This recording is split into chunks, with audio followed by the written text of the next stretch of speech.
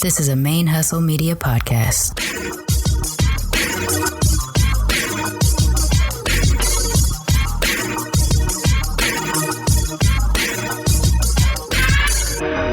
Hello and welcome to the show. My name is Jackie O and you're listening to Militantly Mixed. Yo, this is Rashani from the Single Simulcast. And when I'm not making you laugh or making up parody songs, I'm kicking back, listening to Militantly Mixed. I would like to acknowledge that the Militantly Mixed podcast is recorded on the traditional lands of the Chumash and the Tongva people, and I wish to pay my respects to the people of those nations, both past and present.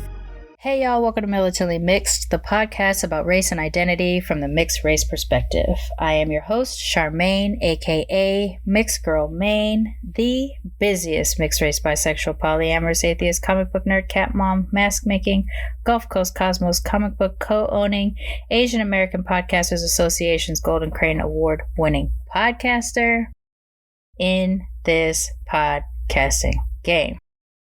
Now, I do have to apologize. You probably would have already heard my other solo drop at this point, but I did miss not deadline, but I did miss the schedule return from the mental health hiatus in which I was supposed to come back on May the 5th and drop the episode that you're about to hear today. I've been saying it. I'm recovering from a concussion, not really doing very well at the moment. And while I did have part of the episode edited, what I realized is that I had a partial audio file edited and it broke off after the 30-minute mark. And I realized it was like a faulty download. So I had to re-download the audio file and start all over. And by the time Tuesday rolled around, it just wasn't even possible. I thought it would be a day or two late, but last week was just not possible. It was a tremendously busy week from all my other stuff, my job and my comic book shop, that I wasn't able to get it done. So it's late, but it's here. And I really appreciate that I had the guest that I had. But we were kind of looking forward to dropping her episode on May the 4th, and that just didn't happen. So I am sorry about that. This is episode 135 episodes of Militantly Mixed. And my guest today is Michelle Adams of the Catmaste Chronicles podcast. I don't know why I didn't look this up before, but I think it was in either January or February. I was a guest on her show, and so that's my connection to her. That's how I got to know her. She invited me to be on her show, Catmaste Chronicles, in which it's like an entrepreneurial podcast that happens to also dedicate a big old chunk of time to the guest cats and talking about cats in general, which of course is right up my alley since I am a hardcore cat parent. And so I just love the concept. I just love the idea of it. And I listened to a couple episodes before I was scheduled to record. And I want to say that I had a blast. I just had a blast doing this show. Getting to talk to, it's always a pleasure or exciting for me to be able to talk to a fellow mixed Black Brit, because especially one that grew up in England, because they're a version of me I could have been had I grown up in England, since my dad's side of the family is British. So I always have questions. I want to know what it's like to be a mixed Black Brit in Britain, and where I'm one here in America. And so that was fun. But it was also great to just get a chance to talk about like my motivations behind doing Gulf Coast Cosmos or doing Militantly Mixed, and then being able to just talk about my cats on a podcast too makes me happy as well. So I had a blast doing her show, and I definitely want you all to check it out. While it isn't a show dedicated to mixed race identity, it is hosted by and produced by a mixed race person. So come through, support our cousins doing their things. But there's just a lot to learn. Like the things that motivate people into entrepreneurship is really interesting aspect of that show.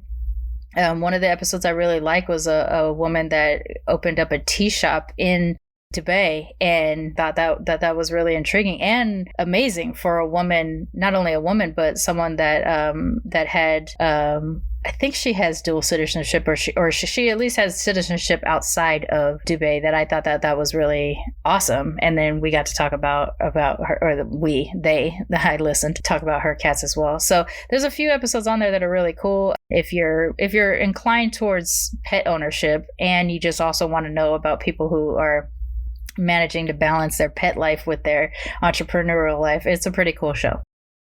So since I've already explained to you on a previous episode what's been going on with Militantly Mixed, and the fact that we are going to go on an extended hiatus again during the summer, while I continue to recover from this concussion that is killing me, and just preparing for my life, I don't really have much more to say, because I'm not going to pitch the Patreon during this time, even though Patreon sponsorship is really how we keep the show going. And I don't really have anything else going on besides work. I'm just working from the time I wake up till the time I go to bed. So I'm just going to dedicate this intro to the guest, Michelle Adams. Also follow her on Instagram on Chatty Cats Care.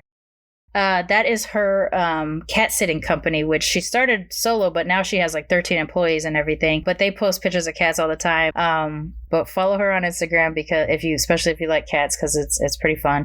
And yeah, that's pretty much it. So without further ado, please join me in welcoming our latest cousin to the Militantly Mixed family, Michelle Adams.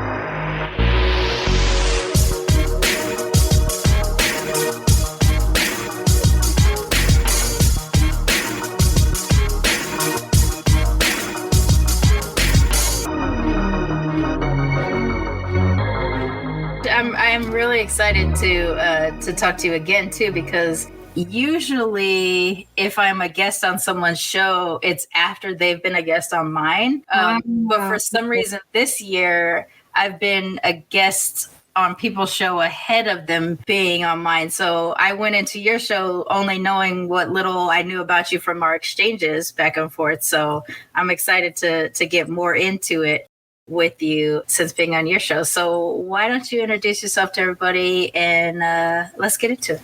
Sure. Hi, everybody. My name is Michelle Adams, and I am from London in the UK, as you can probably hear by my accent. I met you, Charmaine, in the most common way that people are meeting at the moment, which is via social media. Right. Yeah, like during this lockdown period, it's like it's been crazy, but it's been amazing in the sense that I've been able to connect with so many people online from all over the world, and it's just been amazing because you get to speak to people that you may never have crossed paths with, and I think it's just a great way to connect and stay connected with people. Yeah, and I think I saw your page before I saw your podcast, and then I saw like some photos with you and your cats, and I was like, oh my gosh, like she's mixed and she likes cats. No, I need to listen. So then I listened to your podcast, and then I was like, okay, now I need to hit her up because I'm intrigued and I need to talk to you, and I need to talk to you about cats. So definitely need to hit you up. That was such a fun experience. I can't tell you, like when I heard the concept of your show, at first I was like, oh, that's hella cute. But then actually once we get on it, I was like, this is, and like when I listened to a couple episodes ahead of being on your show. I was like, this is so much fun because like, yeah, you get to know your guest a bit, you do, but you spend like a big chunk of the show just talking about cats, and I don't use my show that way, so people hear about my cats, but it was so fun. I loved being a guest on your show. Oh, I'm so glad to hear that. Yeah, it's very niche. Like, there's not a lot of podcasts like mine where like we kind of speak about the guests and whatever they're doing and their ventures and then talk about their pets. So yeah, I don't know how I come up with it, but it seemed to work, and yeah, it's going really well. And I love recording the episode with you, and so many people have listened to it as well, my friends, and they've responded really well to it. So it's really good, and I'm glad to have connected with you and finally, you know, come onto your podcast as a guest, which I'm honored to do, because I think it's so important that mixed race people are given a platform. And I love the way you kind of host the show, and the topics that are discussed are definitely so important and interesting, because not a lot of people may know, or there's lack of education sometimes when it comes to race, especially mixed race people. So it's so interesting to learn more. There's actually mixed race studies. That's something I was actually interested in studying further at degree level, because it's just, really, really interesting. It's right up my street, as we say in the UK. Right. So yeah, my mixed heritage is white British and Black Jamaican.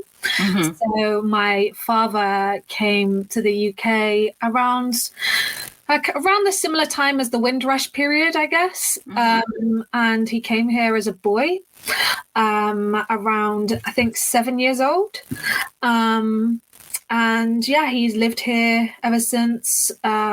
And he and my mother met while they were working in a retail store in the UK, which is called Woolworths, which we no longer have anymore. We used to have those here too.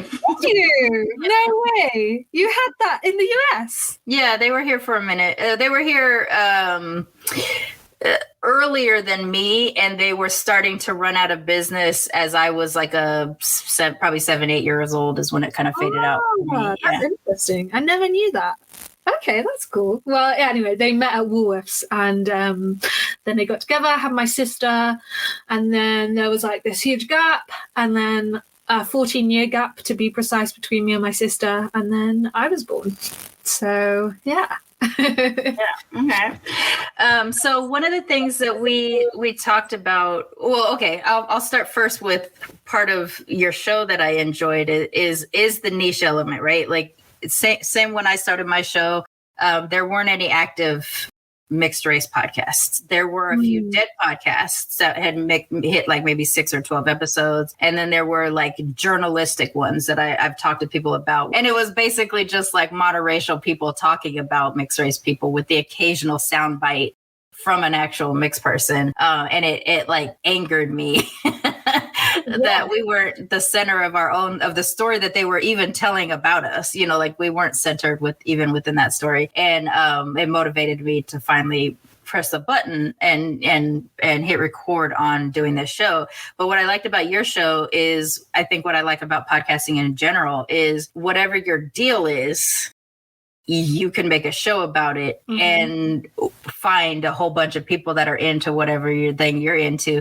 So what I liked about yours is that there's an entrepreneurial element to it, which of course is something that I'm into. I'm building all these businesses with my podcast and the comic books and stuff, but then also just that dedication to cats. And when I talk to other cat people, obviously get this, but people who are resistant to cats or don't like cats as much as dogs or whatever the story is, they don't get like the level of enthusiasm that a cat parent has. Like, and I didn't get it either when I became one. Like I didn't know I was going to fall in love with these little creatures as hardcore as I did, to the degree that I have literally ended a friendship because of how their kid treated my cat. And they didn't take me seriously when I kicked them out of my house. And once they realized I was legit kicking them out of my house, that ended our friendship. So I will 100% prioritize my cat over any human. Yeah, you did the right thing, because I think, there's lack of education when it comes to people teaching children how to care or treat cats, and it's so important. But also people who are friends with cat people should know them enough and understand enough how much they love their cat, and that their cat is their baby. And of course they're going to be upset, if the cat's not being treated right. Also, it's a living being. So like, if you're really cool about your kid being abusive to an animal, I don't need you in my space anyway, let alone hold a friendship. So that was the thing that I really enjoyed, is that, you were combining interests of things that, you had going on. Plus you created a company built around cats. So I was just like, you know what, this is my tribe. It also made me super excited too that you were a mixed Brit, because although I'm the American flip of you, I also, my father's side is British, is Black, white British. And so I have elements of a British heritage, just, over here. Just over here. But like a lot of the phrases you say are phrases I grew up with and things like that. So whenever I do get a chance to engage with other, specifically mixed Brits, because I think the experience is slightly different, but British people in general, there is something extra familiar that is hard to describe here, because because of the accent and everything like that, the Britishness is very novel here. Yes, I can imagine. It's focused on royal family and yes, absolutely. Yeah. And there's just things that's like, that's cute and all, but like also there's these other complicated things about being a British person or a mixed British person that like I would like to be able to engage with without, without it being like, oh, but it's so cute, the accent. It drives me nuts. So it's I like to talk about that too. And in particular, the differences of what it's like to be a mixed Brit here and a mixed Brit there, I think. And the reason why I describe myself here as British and not English, also a very specific thing that I'm doing when I'm doing that here, because that's also something I think that Americans don't necessarily understand as well. Yeah, 100%. So I talk like a American foreigner. I'm American, but both of my grandmothers are from other countries. So I have a mentality that includes those other spaces. And I don't have people that I can talk to about it very often. So I'm excited. I'm excited about that. But let's get more into you.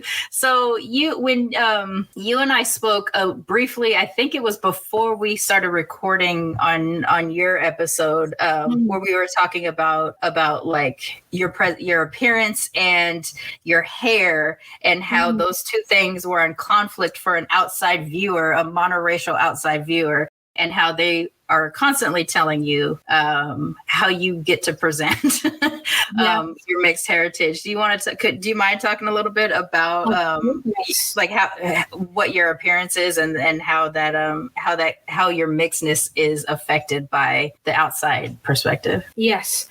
So I think I'll start off by telling you a bit about where I grew up, because I think that's an important part of how I'm viewed as well. So London is quite small, but it feels quite big because there's a lot of people. And each part of London in the UK is so very different. And it's so interesting because different types of cultures. I don't know if it's probably similar in the US, like maybe a certain part of the US is typically predominantly Hispanic, for example. Right. Or, so it's like that in the UK. And I'll say it like this: like Los Angeles is probably the closest in terms of segmented communities. Okay. Even differently than New York, because New York has like certain communities that like this is the Puerto Rican part, but it's also the Black part. This is the Russian side, and this is like they have those kinds of things. But with Los Angeles and London, there's all these ethnic and cultural communities in different spaces. But they have their tourists. They certainly have, like, people from my community will go into the other community and things like that. But they have their hard lines too, where it's just like, that you are entering the Korean part of town. You are entering the Armenian part of town. Yeah. And I felt like that's, at least my experience of London was like that, is whenever we went someplace, my cousin let me know this is where all the Jamaicans are. Yeah. Like, you know. Exactly. So it's like that. Whereas I feel like in the US, like a lot of people describe themselves as African American, where here it's very specific. So you're from Jamaica, you're from Barbados, you're from Nigeria.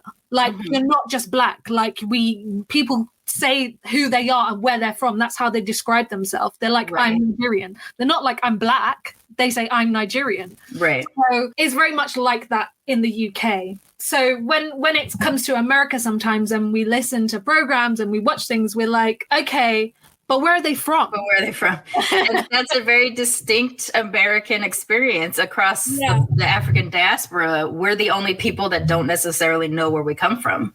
So we had to pick, either go off of color, which isn't obviously accurate, but we go with black, or we go off of continent because we don't really know which countries we come from. For those of us that do know which countries our ancestors come from, we usually have to pay for it in some way. Like for me, it cost me about $350 to find that out.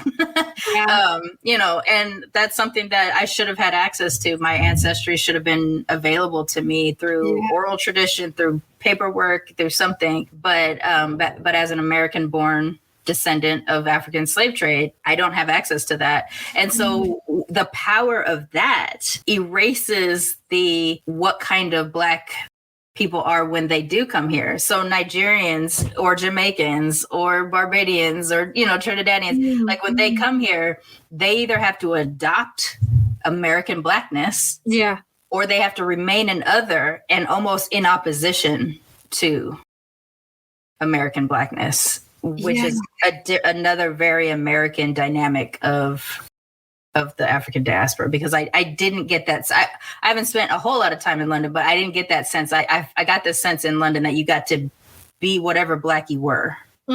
Yeah, it is like that. But going back to what I was talking about, so the part of London where I grew up was predominantly white, but also white racist whites. Of course. So it's a very like working class area.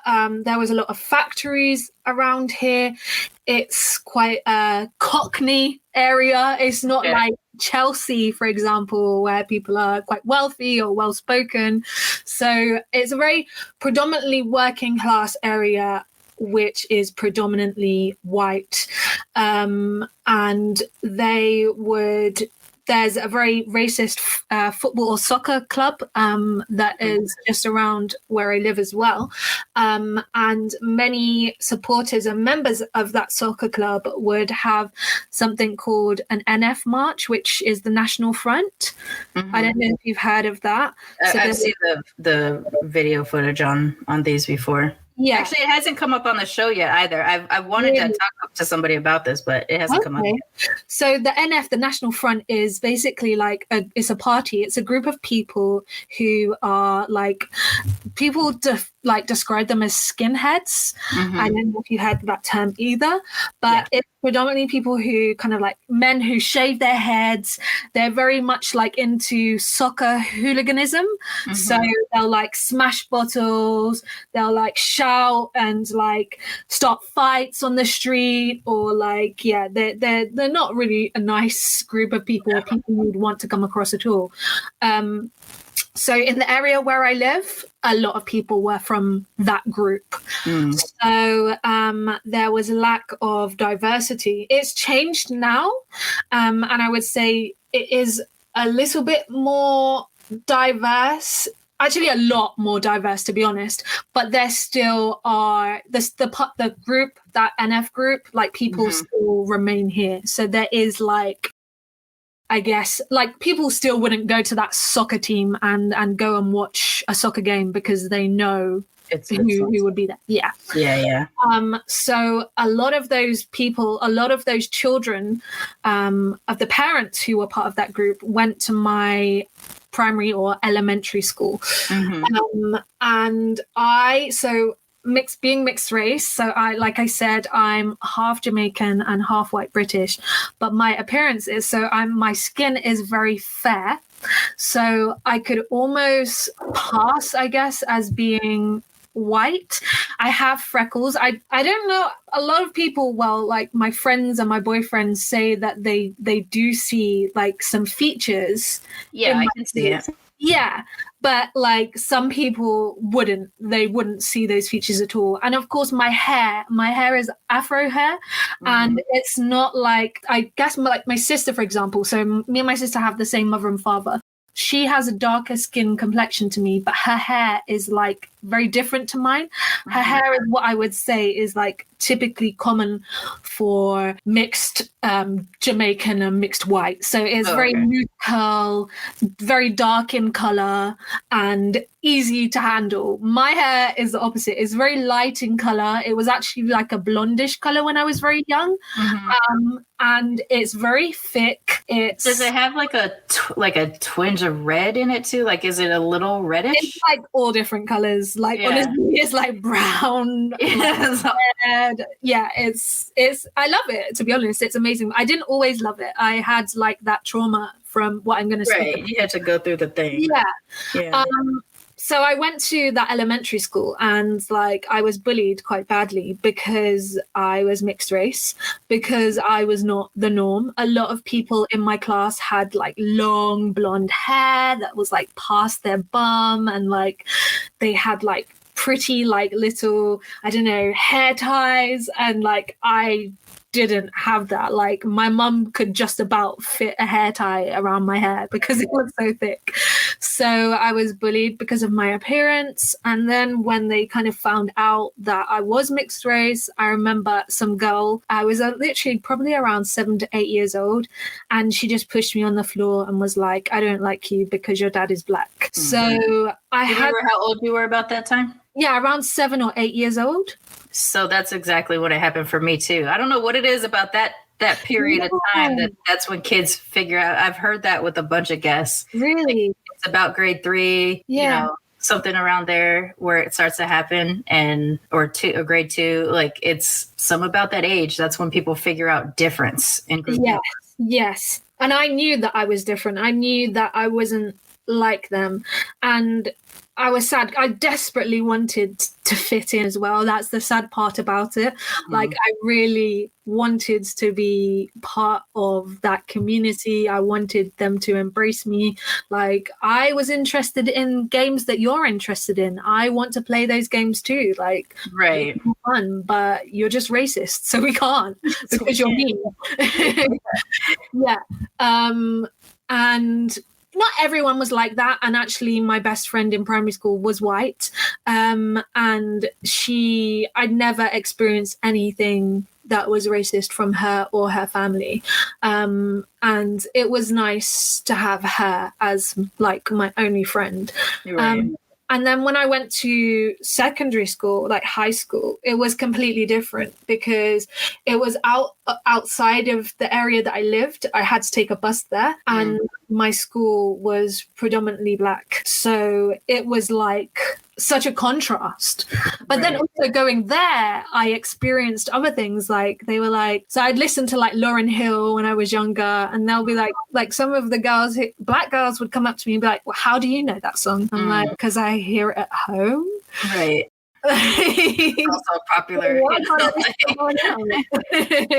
So when you're in black spaces, which I understand are extremely mixed spaces because all the black people in the UK get to be wherever they're from. Yeah. Are you identified as black? Do people see you as mixed when they see you? Black people? They do. And I think like it's probably the only community that I've ever really felt accepted in and a part of, because like they're like, you know, you're one of us. Like, you know, we get what you're going through, you get what we're going through. And like there was never any issue. Like there's this episode, I don't know if you watch Insecure, but like I absolutely love this program, and there's an episode where Issa Rae is talking to another girl at her workplace, and the girl's coming in for like a job interview, and there's a white colleague there as well. And then when the white colleague leaves the room, she's like, so what is it really like working here?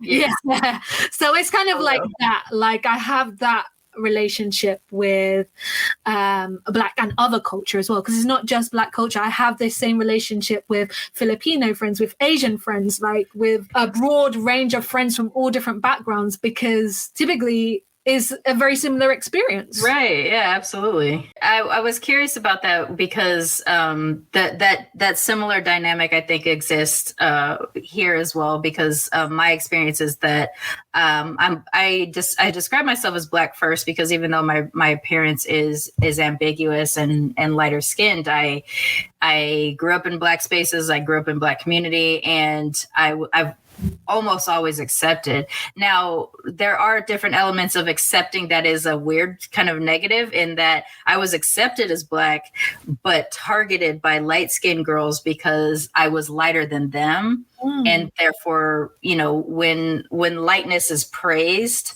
and I'm lighter than them, I became a problem. Okay. But I was also unaware of the problem, because I could have been cute and not known I was cute back then. Like I was 14, completely unaware of how my appearance affected spaces or anything like that. I was just trying to be a Black girl, but as a mixed girl. And then the light-skinned girls would have problems with me. So I had a whole lot of dark-skinned girls protect me. Okay. And I didn't necessarily understand what they were protecting me from until a little bit later. And so I was like, why can't I have light-skinned friends? Like, what is it about me? And, of course, I had to get a little bit older to understand that, because the way society treated light-skinned girls, I was lighter than them. So I had, I would be told, like, you think you're better than us, or you think you have better hair and all that other kind of stuff. And none of those things were my priority. I was always upset that I wasn't darker, that my hair wasn't curlier, that, all that kind of stuff, because those were the people that I admired. And those were the people that offered me, I guess, protection. I didn't translate that into the reason why I admired or lifted up dark skin, was because the people who surrounded me and loved me were dark skinned. So I associated all the positivity there. It's a weird thing, because they see you as Black. Like in my particular case, I was seen as Black. So I was accepted as Black, but in a way that was a little bit more of a threat to Blackness because of my mixedness, because of how light I was. And that was my teenage trauma to deal with. It's not a problem that I really deal with. I don't think I have dealt with it in ages, but back then that was definitely a problem. So with you're maneuvering. You basically have two different lives at this point. You have the life of a mixed kid growing up around white people and not being seen or accepted, and then you have your second life where you are a mixed kid being in Black spaces, being seen as Black and mostly accepted. But then you go out into the world. How are you perceived now? Yeah, I think, again, it depends what space I'm in. If I'm in, for example, a typical British pub, and I'm around men or women who are not very, I don't know, say it's just a typically white pub, they will have conversations around me that are very ignorant and racist without really realizing that I'm half Black. Like, right, you're speaking about a part of my culture. Like, I don't think they realize that. And even like it depends. So like I said, London is so different, and it depends who I'm around. But for example, when I went to university, and my most recent university to study my master's, a lot of people are from just out of London. So like either Kent or Yorkshire or somewhere that's out of London. And again, they're not really exposed to mixed or Black people or people from any other culture, to be honest. Yes. So they try to explain this to people. Like, when you leave London, England is white. And if you are a brown person in any of these small towns, even if it surrounds London, like even if it's 30 minutes out, everybody knows you exist.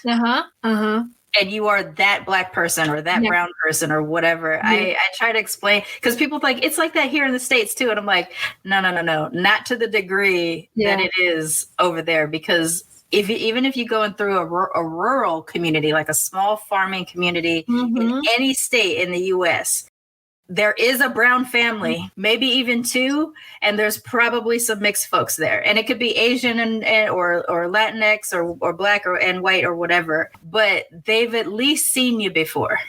Like they've at least seen brown people before. So it's not like they still might stare or whatever, but it's not like almost being a zoo animal. Cause I went through different little small towns with my fully white British cousin. And I meet with my obviously not fully white self, like not even seen as mixed white. And people had all the questions. Why are you with this white man? Why are you guys standing together? What do you mean you're cousins? How does that even work? Like if you leave London, they're not used to you. Yeah. Like my friends, when I'm like, oh, let's go to a spa somewhere, they're like, where is it? And I say where it is, and they're like, is there Black people there? Like that's the first question. That's first question.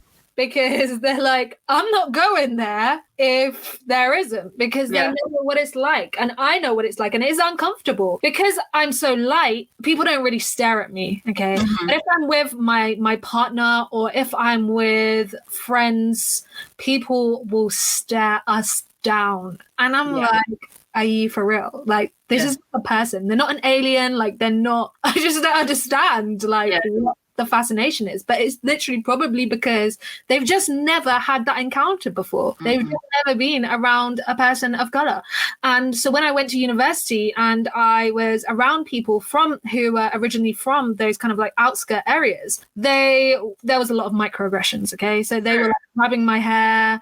They were like, they were saying all kinds of things. They were like, oh, so there's this part of London called Peckham, and it's predominantly Black, but it's predominantly like Nigerian area. And like a couple of the girls were like, oh yeah, I've been there. It's so funny. And I was thinking, what is funny about that area? Like there's nothing funny at all. So there were just things like that. And it was bothering me so much. Like I just couldn't deal. And I'm not used to it because people who are actually from London, we're not like that. Like we're all kind of one. Like apart from that situation that I told you, like back in the day growing up here in my area, apart from that, everybody, like being a Londoner is like it's a separate culture. Like we are just one. There's London and then there's the rest of the UK. Like we don't really know how the people are outside of London. Like we know how they are. We know that typically they don't really see other cultures. But if you're from London, like you know mostly every culture. Like you're friends with at least people from like, I don't know, 10 or 20 different cultures. Like there's no segregation, there's no separation, if you know what I mean. Like we're all together as one. We're like a community. And like actually when Brexit happened, most people in London voted to stay. It was only the people who were mostly outside of London who voted to leave. So we're not with this leave stuff at all. Like, what is leave? Like, how dare you make that choice when you don't even live here? This is the capital and we want to stay. Right. Why do they have the choice to tell us that they want to leave? Like, and you're not even around the community.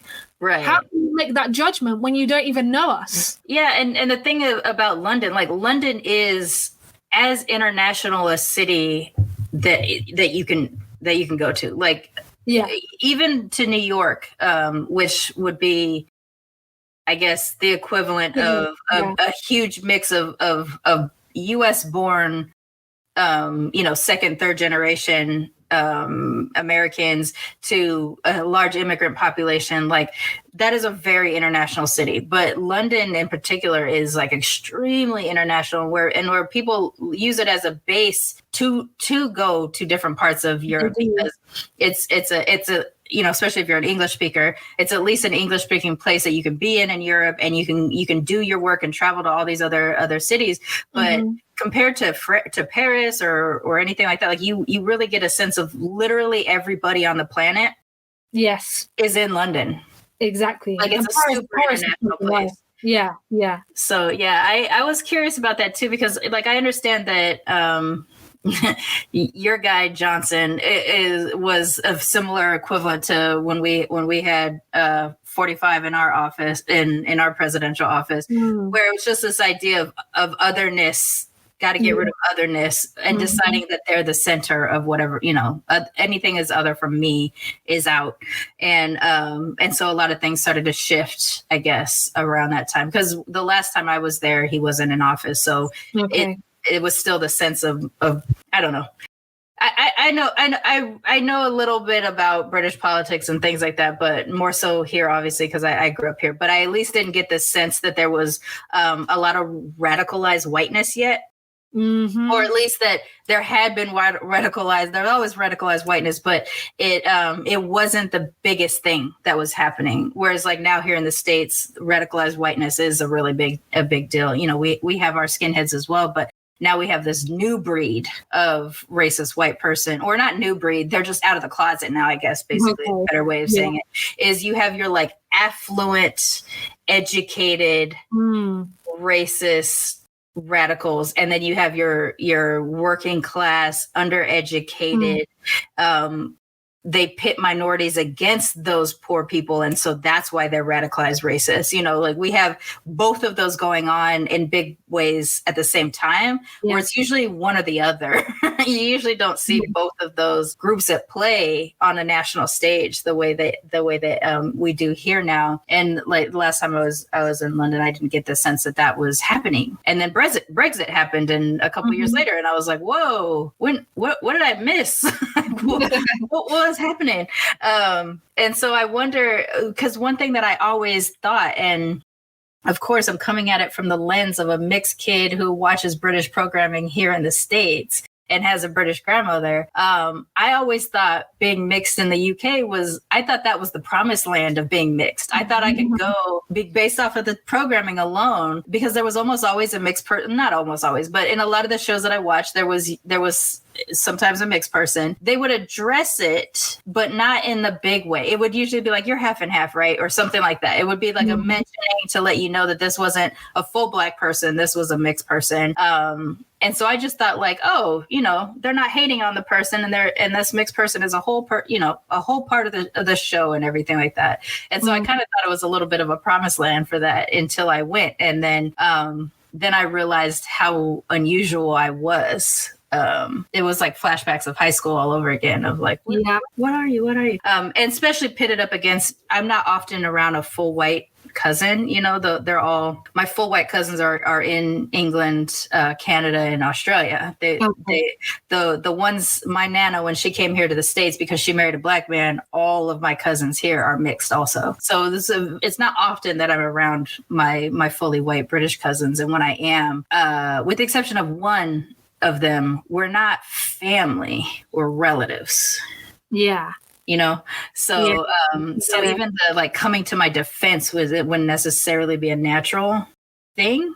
Because there's lack of understanding. Yeah, like you don't have access to that. And it's the same like my Japanese cousins, when we kept it, my family had to keep it I was made to keep it a secret that my dad was Black to my Japanese family. And once my great grandparents died and we started to tell my cousins that we were Black, because everybody always asked us, they knew something was going on, but we never said. When I finally started to tell them that I was Black, they were, the questions that they have are very ignorant, microaggressive kind of questions, but they're coming from people who don't see Black people, who literally live on an island that don't include Black people or doesn't have many Black people. So the questions they were asked would be based off of TV. Are you good at sports? Do you run fast? Was your dad a criminal? Like literally the only aspect of Blackness that they see that is beamed down to them is problematic, either like high achieving athletes or musicians or crime. So that's the questions that they had. What about you? Like your extended family, do you have, do you get to experience like both cultures with your family, or are you pretty much, was it just your unit, your immediate family unit? So my father, so my mum and dad separated when I was 2 years old. And that was due to a very difficult situation that involved domestic violence. I was predominantly raised by my white side. However, mostly all of my cousins are mixed race. So I had always been around people of color, people like me. And if I did spend time with my white family, who probably actually, they live outside of London, most of them. And the family that do live in London were the families or aunties or uncles that had mixed race children. Right. My aunties and uncles that lived outside of London were predominantly white. And when I go to the countryside to stay at their house, like they didn't really understand like me, and I felt like when I look back at it, I feel kind of sad that they didn't want to learn about how to properly do my hair, right, or like understand me or things that I might be sensitive to, you know, if you're talking about something, like just things like that. I think that would have made things a lot better, because now I like reflect back on it, I think like it wasn't considered and it should have been, and I think I would have had a different experience if it was. Yeah, there's a weird thing about investigating your childhood, right? As a mixed person, is that you have all these people that you love and who love you, and you have your memories of your childhood, but then every now and then something pops up and you're like, oh shit, that was racist. I'm confused, you know, and then you're like traumatized. It's almost like you're traumatized for the first time. But you were actually dealing with this whole time, and it has definitely affected your personality development, your self-esteem, things like that. For me, like I mentioned my Japanese family, we weren't allowed to tell anybody we were Black. And, that was just kind of a thing. That was what I was raised with. So I wasn't perceiving it as racism. I was perceiving it as prejudice or a problem, and if they just knew, then it wouldn't be that big a deal. But I had this fear, like a real fear of sharing this information, that if they knew we were Black, we would be disowned. And so I didn't want my grandmother to lose her family because we're Black and things like that. So like I complied. I was also a child who didn't know not to, right? But then as an adult, like that really hurts. To realize that these people who I love and who love me and who have treated me as though they love me actually did this really horrendous thing in not letting us be who we are, and also convincing us to a degree that there was something wrong with us being the way that we were, but it wasn't calculating right. Like it wasn't making sense. And so now to deal with it now, it's like, now you have this thing of like both loving this person and being harmed by this person, and don't really know like how to feel, like what is the okay way to feel about these relationships with these family members of ours that either didn't try to learn, weren't willing to learn, or just flat out could not accept that there wasn't anything bad about our situation, like that. So it is a weird thing where you're almost like re-traumatized. You almost have to invite trauma in just to deal with, like, oh shit, I have something from my childhood I didn't realize I had to deal with.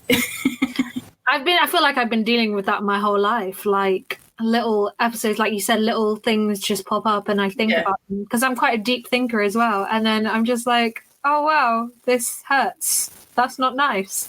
It's funny too, because did you fight a lot of it when you were younger, or do you fight a lot of it now? Because like now you wouldn't be able to shut me up. Yeah. But and back then I didn't know.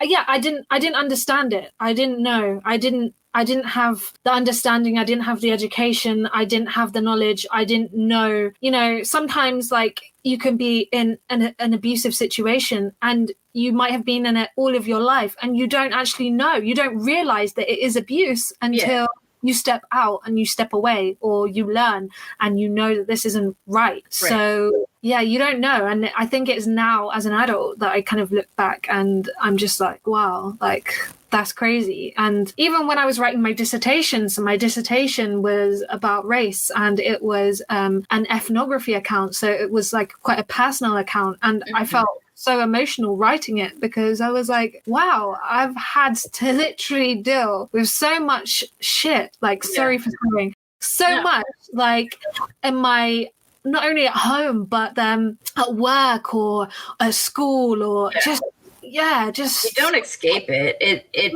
There's not a safe space where all day long I'm going to be in this space and I'm not going to be affected in some way, shape, or form. 100%. Even now, like, I'm just like, how do I deal with this? Right? It's funny too, because something I'm going through right now is I'm confronting more of the Asian identity side of me that I didn't realize I really hadn't been addressing, because similar to how, like, in London, you get to be whatever your cultural heritage is, but you're also a Londoner. Asians are Asian here. Asians are not Asian in Asia. You know, you're Japanese, Chinese, you're Indian, you know, all these things. So I never identified with being Asian, even though I was born here and everything, because my grandma was Japanese and I lived in her house for part of my life. So I identified with being Japanese, but she would tell me, you're not Japanese, right? Meaning I'm not nationally Japanese. Yeah. It's more of their identity than ethnically Japanese. Like they're less they're only concerned about ethnic Japaneseness when you have a mixed person famous. Like Naomi Osaka, she might be viewed as not Japanese because she's mixed and stuff like that. But she was born there. She speaks the language. She's representing Japan when she plays tennis. But somehow she's not Japanese enough, right? So there's things like that. So here right now, I'm confronting being Asian for the first time, and honestly, for the first time, and it's really starting to impact. Like, there's a lot of pain in it because I'm also dealing with the stuff that I mentioned earlier about my family. I'm thinking about that. I'm also not realizing how Asian I am. I didn't realize like my hair is more, I knew my hair grew out of my head more Japanese, but as it grows longer, it becomes more obvious that I'm mixed with Black. But I shaved my head last year, and I'm growing it back out. And as I'm growing it out, I'm only seeing the Japanese side, and I'm not seeing my Blackness as much because I have to wear a mask, which covers up my facial features, which now makes me look more Asian than Black. So I'm dealing with all that stuff. I'm confronting those types of things.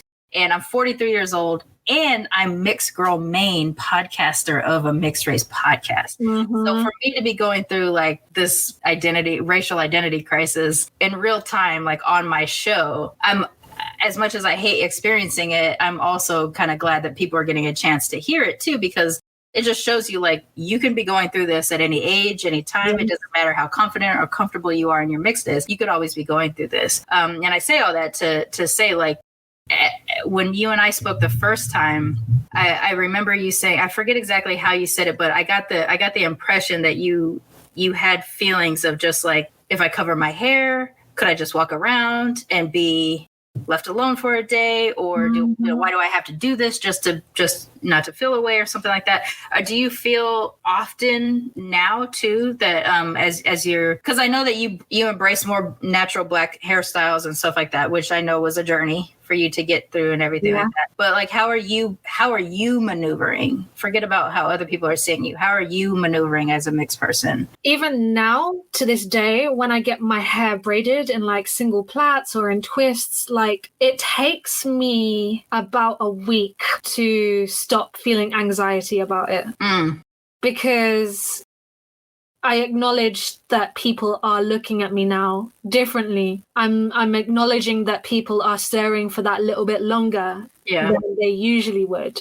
Like, and they're trying to see if the texture is approved or anything like that, right? Yeah. And I'm like, why? And then I start to feel a bit conscious about it. But then I guess it only takes me kind of like a week to get over it, and I'm just like, whatever, I don't really care. Right. But I guess it is when that change happens, when I first get it done and when I notice the looks, and that's what really gets me. And I start to feel a little anxious about it. And like, my boyfriend notices it as well. He's like, oh, I saw that person staring at you. So I know that it's not just me, because I think sometimes I think, oh, maybe it's just me, like, this is just in my head, I'm overthinking things. Right. But when other people point things out as well, then you're like, okay, this is actually happening. Right. Some of it can't be denied. I know that, you know, being a mixed race podcaster and talking about mixedness all the time could probably be exhausting for my non-mixed, you know, friends, family, whatever. But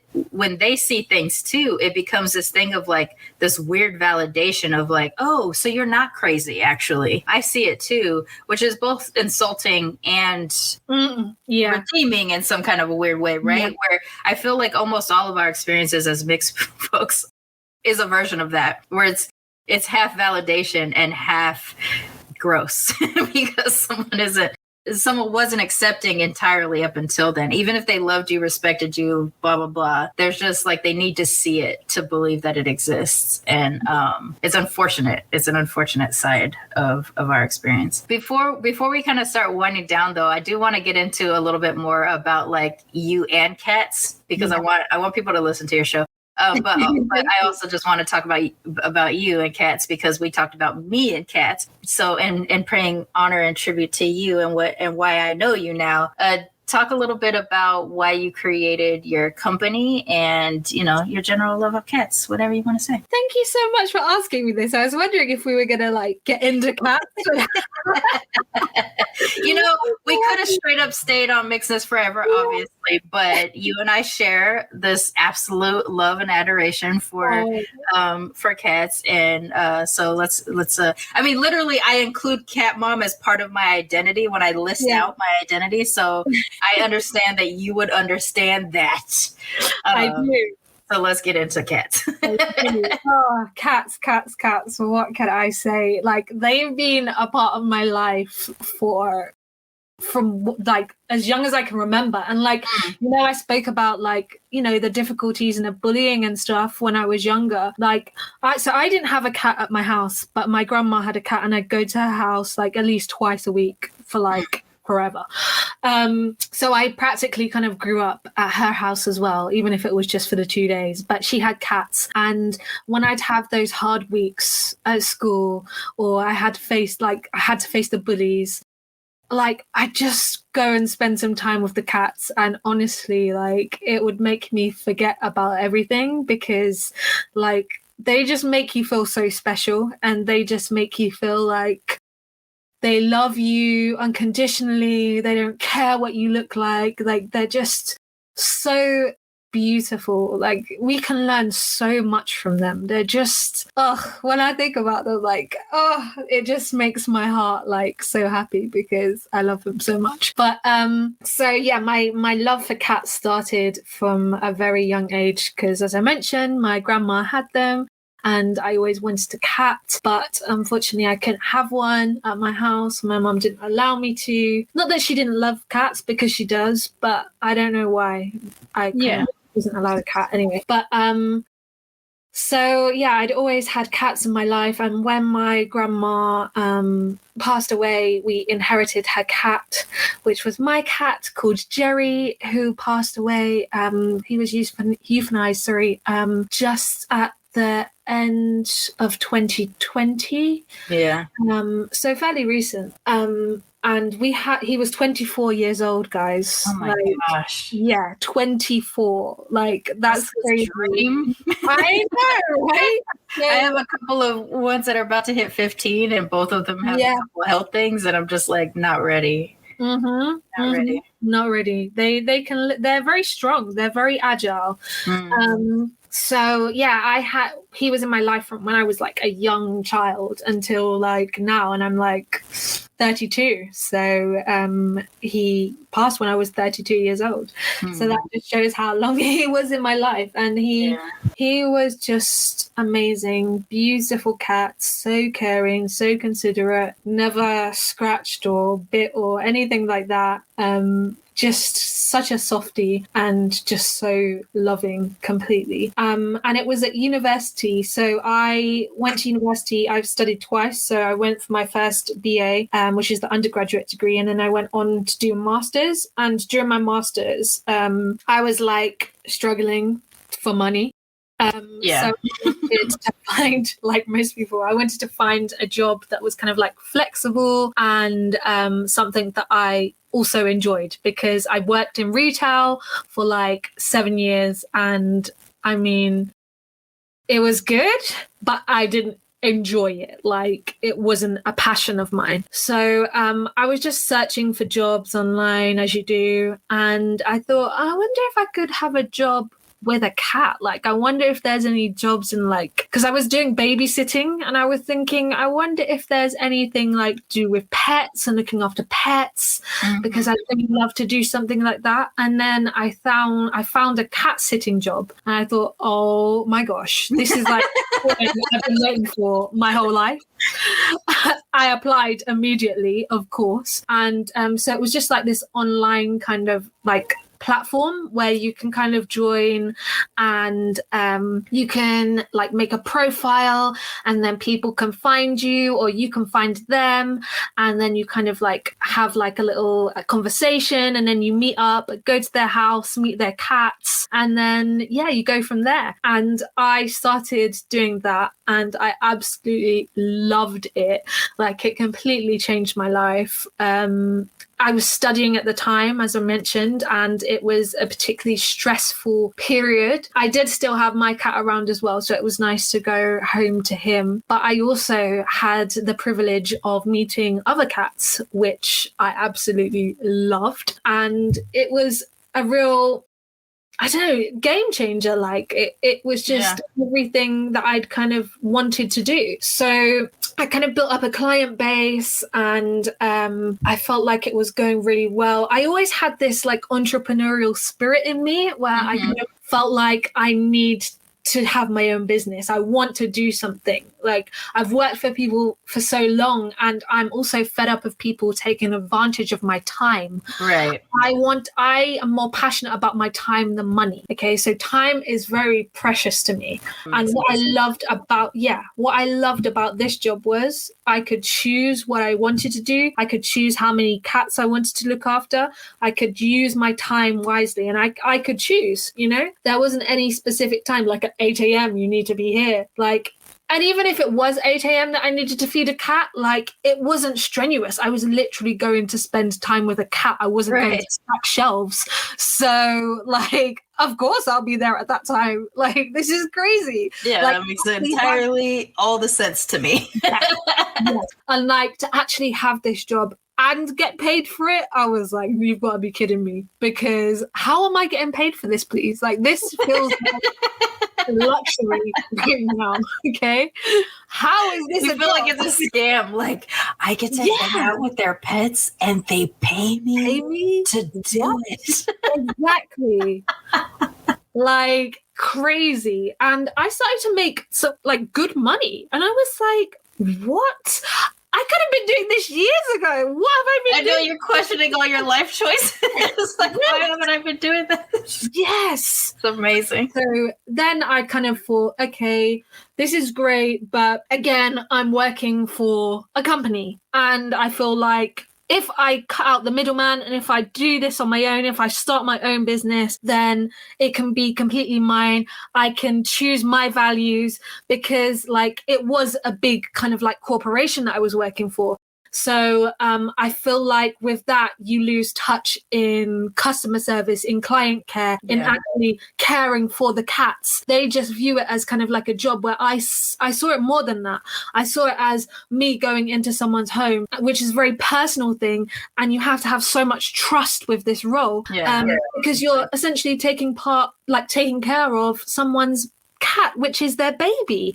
So as a nanny as well, so I also look after children. I know how important it is to parents, to hire the right person. And as a nanny, I've built up a really great, trustworthy community as well, where I have lots of people asking me if I can babysit their kids.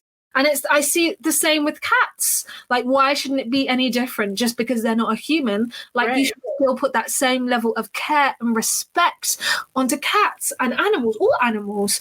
So that's why I also wanted to kind of cut out the middleman and start my own business. And actually, a lot of the people who kind of booked me through the other service followed me on my own ventures. Oh, awesome.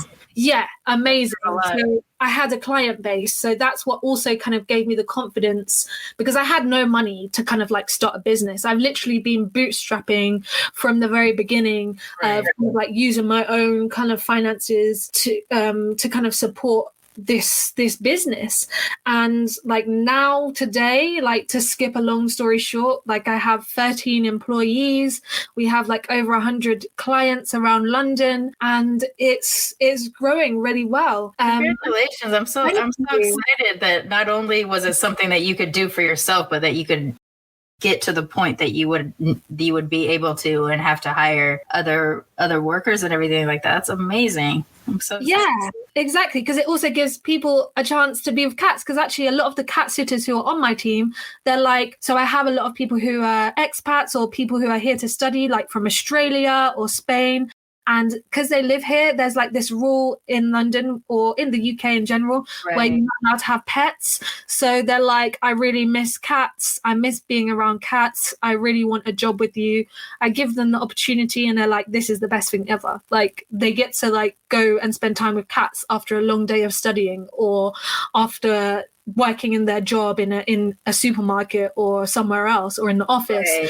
And you get to look after cats. Like it's not only for me now, like I'm actually it's for other people. Like it's a whole community. It's like also a therapy service, even though that's not it's necessarily its intention, but it is. It's one of the things that my husband and I wanted to live abroad. He grew up in England. He's an American, but he grew up in the military base there. My family's there. I haven't lived abroad yet, but England has one of the stricter, like, bring your animals over rules. Yeah. And I can't part from them. So that would, that's a preventative thing for why I haven't done it yet. That's that's awesome, especially for the expats or the students. That's great. I love that.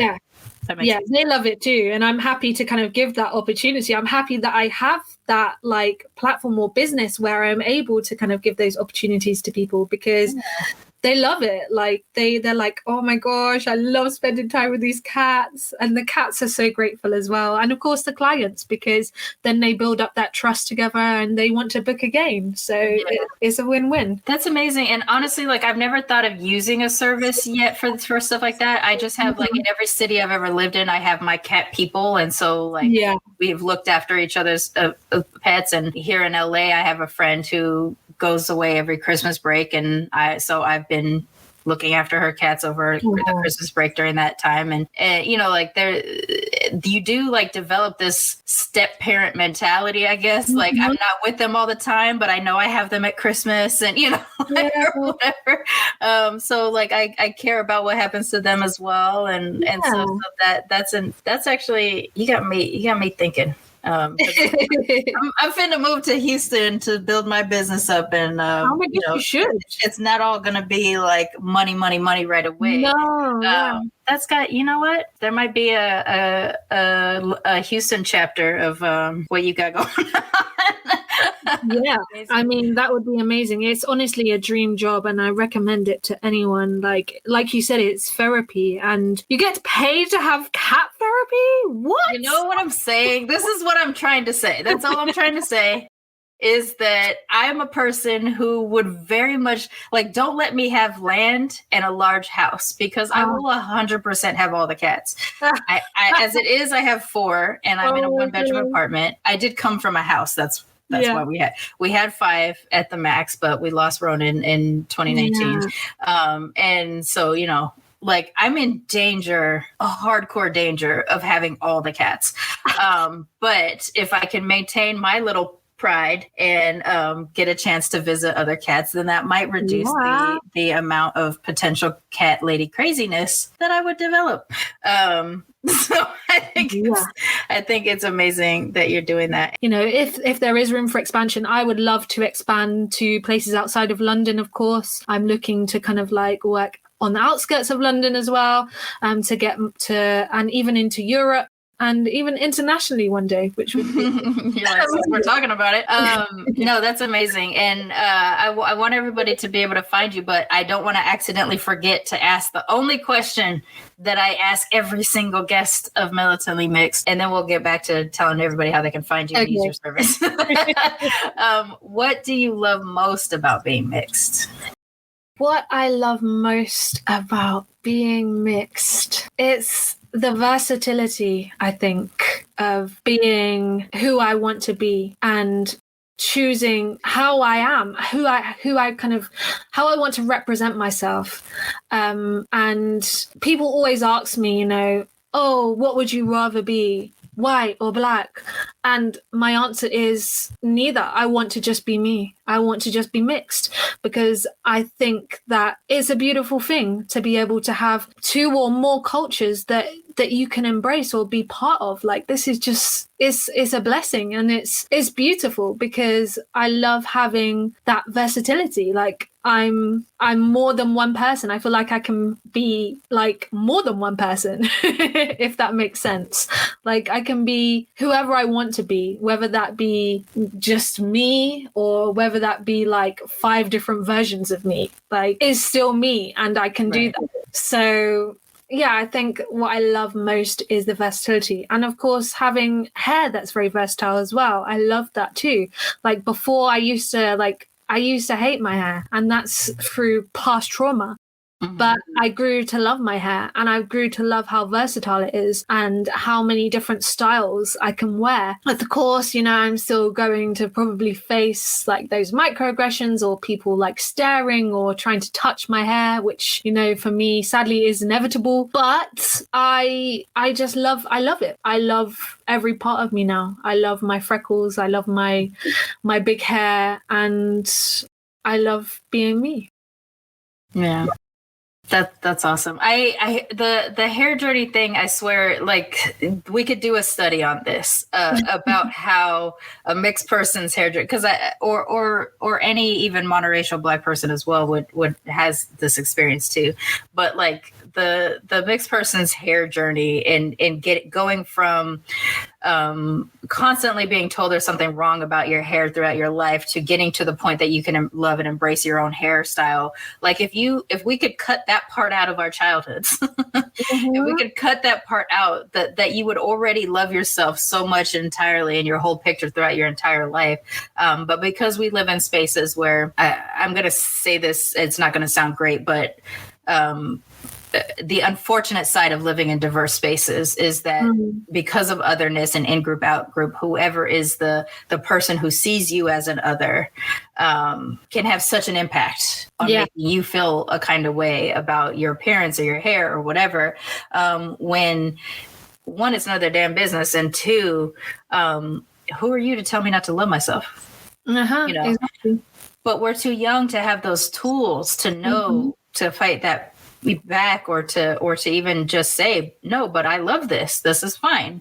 I'm okay and happy, and this is great. But because we do, as Westerners, we live in a predominantly white-centric society, and anything that is outside of that becomes an other and becomes a problem that we now have to deal with instead of them having to deal with. Even those of us that are mixed with white, and it's beyond the kind of pain that I can really put into words, but I'm always happy when I hear that someone has come to the other side of that. And it's not that you're never going to have problems or face microaggressions like the touching. This is also something I can't understand. I'm never curious enough to touch someone's hair. All right. Like, if we're not sex partners, and I'm not your hairstylist, what business do? Like, I mean, if I'm your partner and we're like on the couch and I'm helping you with your hair for the night, that makes sense to me. If I'm your hairstylist and I'm helping you with the hair, that makes sense to me. If you're just a random person who walks past me on the street, I never have had the desire to reach out and touch somebody's hair. It makes no fucking sense to me. I do not understand. You think, and it's not just like a little touch, like it's a full-on. It's like a get in there, yes. And like, if you're a person with hair, you should know you wouldn't want someone up in your head. Like, so what makes you think you can do it? It's just something. I can't even deal with like just flashback anger of just like seeing it happen or experiencing it happen. I still cannot get past it. But before we wrap up entirely, why don't you let everybody know how to find your cat service and also the Cat My Stay Chronicles podcast? Yes. So we are on Instagram and Facebook at Chatty Cats Care. I like to post like a range of funny cat posts, videos, but also the adorable cats that we look after who are super cute and hilarious. And I recently started a TikTok page as well. So okay, let me do that real quick, because I do follow and constantly like your Instagrams, but let me get on this TikTok right quick. So we're on TikTok at Chatty Cats Care, and now that we're starting to slowly get some bookings through, I am now making some TikTok videos of the cats that I look after, and they are so cute, honestly, so cute, adorable, but also really funny because I have like this crazy kind of like sense of humor and I love comedy, so I try to combine the two. So they're really comical kind of like cat videos. And I love food, so I'll throw in some food stuff as well. I also throw in some food stuff on the cat page, even though it's cats, like I feel like food is just life for me and the cats. The cats love food. I love food. So food is a big part of Chatty Cats Care as well. And yes, the Cat My Stay Chronicles. So I started this podcast at the beginning of lockdown in the UK, and I started it as like a passion project because, of course, I love cats and I love talking about them. But also I was really interested in speaking to people about their entrepreneurial journeys or their like endeavors. So I decided to combine the two, and I interview a variety of interesting and inspiring guests weekly, and we speak about their ventures and of course their pets. So, you know, it's pretty cool. It's pretty awesome. And it's been like an amazing experience as well. I've loved connecting with people from all over the world, including yourself. So please do tune in and listen, because I think it's great because, you know, you don't have to, you know, you might not think you're a cat person, but maybe you are after listening to this podcast. Right. But also you don't have to have a pet or completely love cats to listen to the podcast, because it's about a broad range of different topics as well. So honestly, what I love about it is that it's a entirely different way to get to know the guests. So like I said, my audience, they know me as Mixed Girl Mane, and I talk about my own personal mix issues and things like that. They know that I'm a comic book nerd. I lace that in, but I don't go into major, you know, depth about it. I'll say, you know, if you want to know more about me and my comic book life, you can listen to my comic book podcast and, you know, try to get listeners that way too, or whatever. I have it kind of segmented. I mention my cats constantly. They're definitely a part of my experience or my show, but again, I don't stop and just be like, this is an episode about me and my cats.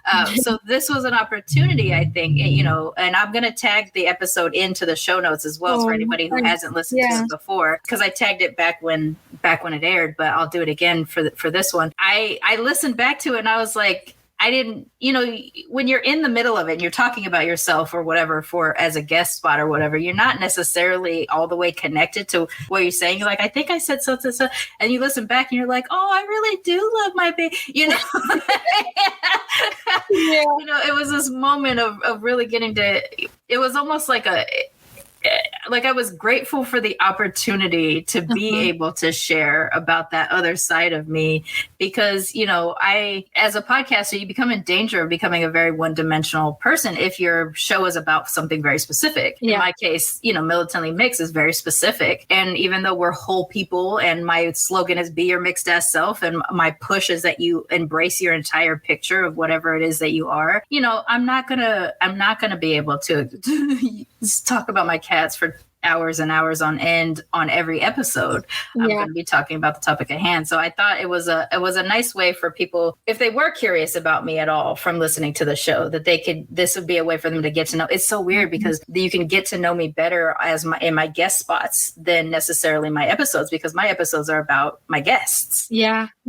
So it was a lot of fun. And I've been a guest on several podcasts, and I haven't not enjoyed any guest spot I've been on. But in particular, I loved the experience of being on your show because I got to talk about cats, because I love the idea of combining the things that you love. It's the same thing I'm trying to do with my comic book shop, with my podcast studio in the back and all that kind of stuff. Like, I love that we don't have to settle for a thing that makes sense to all the people. Like me and my comic book shop with a podcast studio on the back makes sense to me. And that's what's important. When I heard about your show, I was like, oh, that's cute. It's a show to talk about people and cats. And then I listened, I was like, oh, wait, it's about entrepreneurs who happen to also like, I loved it. I don't know. I don't know how to describe it. I really loved it. I loved the experience and I had so much fun. And full disclosure, I think I've listened to the episode like 4 times, even though it's me. Because I love the concept of it. And you're on my regular rotation, so I do listen to your show, but I also I have listened to my episode a few times. This makes me so happy. Like, I'm literally smiling from ear to ear. This is hilarious. I love it. I love it. I love it too. I do. I appreciate it so much. And I've told people about it. I've mentioned it on the show, of course, but I've told people about it. I have several cat friends and I'm like, listen, use my episode as a gateway drug, but then you'll learn about these other people and their cats.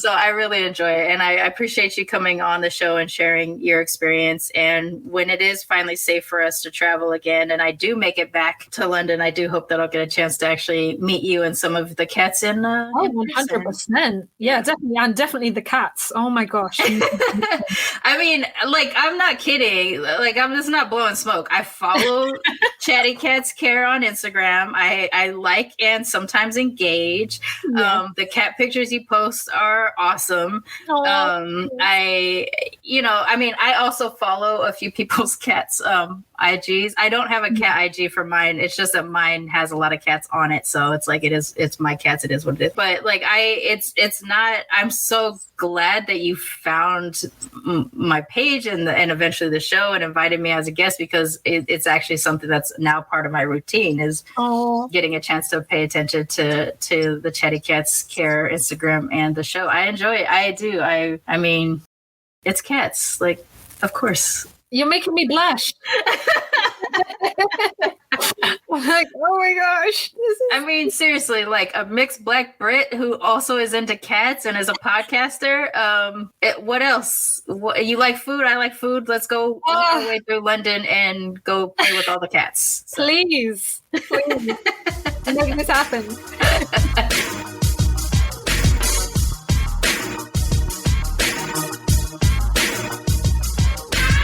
Militantly Mixed is a ManeHustle media podcast, produced and hosted by me, Charmaine Fury.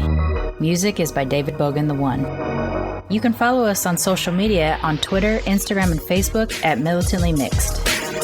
If you'd like to become a sponsor of Militantly Mixed, please go to patreon.com/militantlymixed for monthly sponsorship, or paypal.me/militantlymixed for a one-time only donation. And if you like what you hear on Militantly Mixed, please subscribe, rate, and review on iTunes or wherever you listen to podcasts. And don't forget to be your mixed-ass self. ManeHustle Media. Turn your side hustle into your main hustle.